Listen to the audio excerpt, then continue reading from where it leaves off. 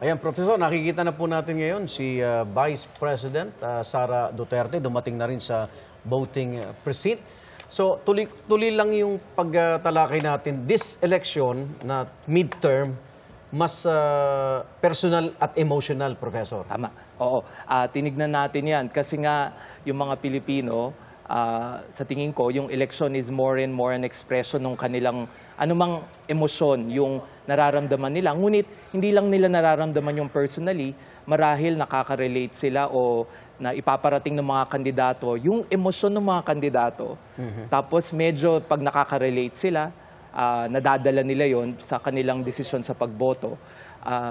Itong eleksyon na to, maraming yung emosyon ng loyalty, no? At betrayal, pwede natin sabihin. Ayan. Professor, ito nakikita natin, no? Oh. Si Vice President Sara Duterte, nandyan siya ngayon sa Davao City at dun ang kanyang polling precinct. Ayan, chinecheck na niya ang kanyang precinct number dito sa listahan. At anytime now, boboto na itong ating pangalawang Pangulo, no, dito sa Davao City, kung saan siya dating namuno bilang mayor. Diba? So, ito na nga tulad ng sinasabi niyo ho, no, Professor, yung looming impeachment crisis na nakikita natin, yung senatorial contest will be sort of like a referendum, right? Oo. Tsaka kay Sara Duterte, napaka-importante nitong senatorial elections na to. No? I think her own political survival is at stake. Dahil alam natin, yung kalahati ng iboboto ng mga kababayan natin, yun ang uupo bilang Senate impeachment trial. At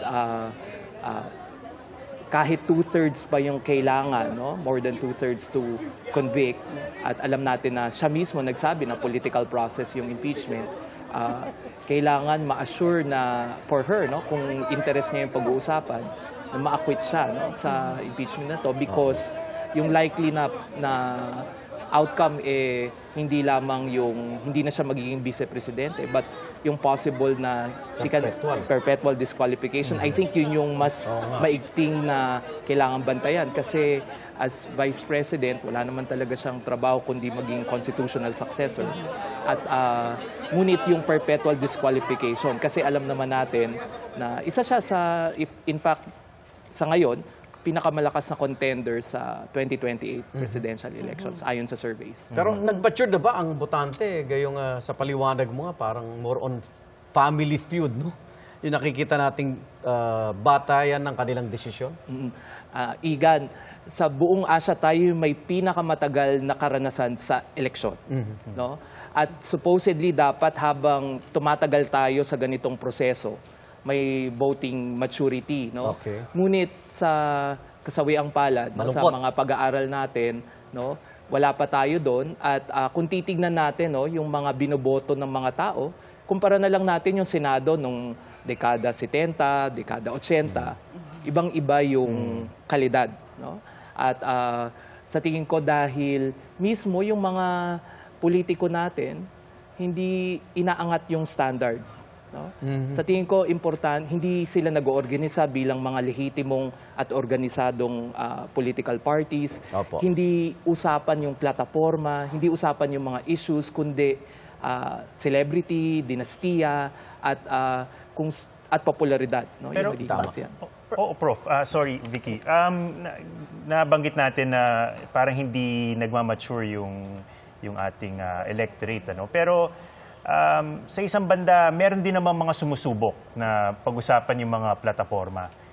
Bakit di sila nananalo? Kung sinasabi natin dapat yun ay isang superior way of running at sila ay mas mainam na kandidato kung pinag-usapan nila yung mga issue. Right.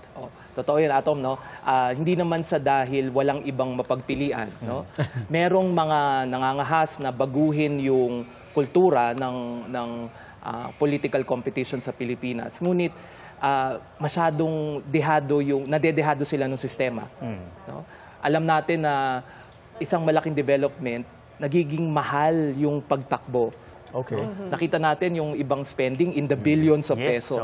So kung ikaw ang dala mo lang kompetensya at track record, how can you match No? Billions of pesos na binubuhos ng isang politiko na ang isang senador, ang sweldo lamang 250,000 a month. Eh, di ba Magtataka bawiin? ka kung paano yun, donasyon na lang yun? Yung bilyon na Professor, bilyon na yun? marami pa tayong pag-uusapan. Gusto ko pag-usapan yung party list, kung naabuso bang sistemang ito, at saka yung survey, no?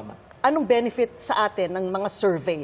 Gusto ko pag-usapan yan mamaya. But in the meantime, tawagin po natin si Marisol Abduraman. Marisol.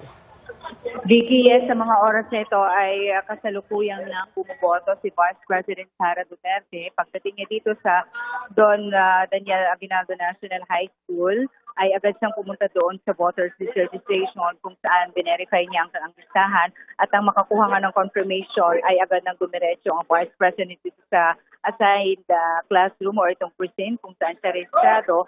Bagamat may mga pila, wala naman daw hiniling ang kanyang tanggapan pero siya nga'y she was afforded the courtesy of the Vice President kaya agad siyang pinadiretso sa loob at ongoing ang kanyang pagkas ng kanyang boto sa ngayon. Napakabilis na ng proseso, DJ, no? Doon sa pag-verify ng kanyang pangalan sa voters registration list. Tapos nung ma-verify ito ng mga guro, ng mga ating Board of Election Inspectors, ay agad nang pinakast ng vote itong si VP. So ongoing ang kanyang pagboto, medyo nagkakagulo lang kasi syempre na napakahigpit ng seguridad.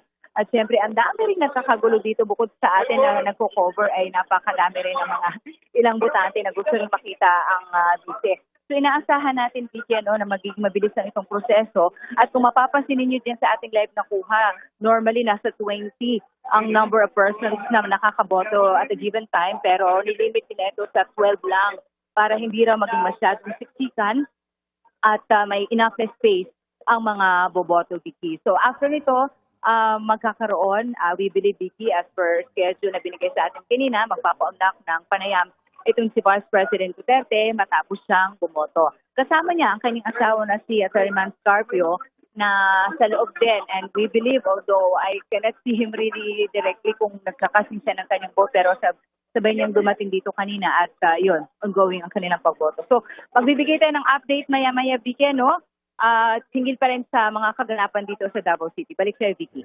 Yes, Marisol, maraming salamat sa iyo, no? Ito nga si Sara Duterte nandun nga ngayon sa Daniel Aguinaldo National High School sa Davao City, ang kanyang voting precinct, at dito rin siya namuno bilang mayor ng dalawang termino, no, mula 2010 hanggang 2013 at muli mula 2016 hanggang 2022, kung saan niya ipinagpatuloy ang mga programa ng kanyang ama at kabilang sa kanyang kampanya ang kontra krimen at mga inisyatiba sa kalusugan at edukasyon. Noong 2022, nahalal siya bilang pangalawang Pangulo, no, ng Pilipinas sa ilalim ng Uniteam Alliance kasama nga ni Pangulong Bongbong Marcos, pero nagkaroon ng hidwaan ang dalawa. Pinamunuan niya dati ang Department of Education hanggang sa nagbitiw siya noong 2024. At ngayon na nga nakaharap si Sara Duterte sa impeachment trial na nakatakdang simulan sa Hulyo 2025.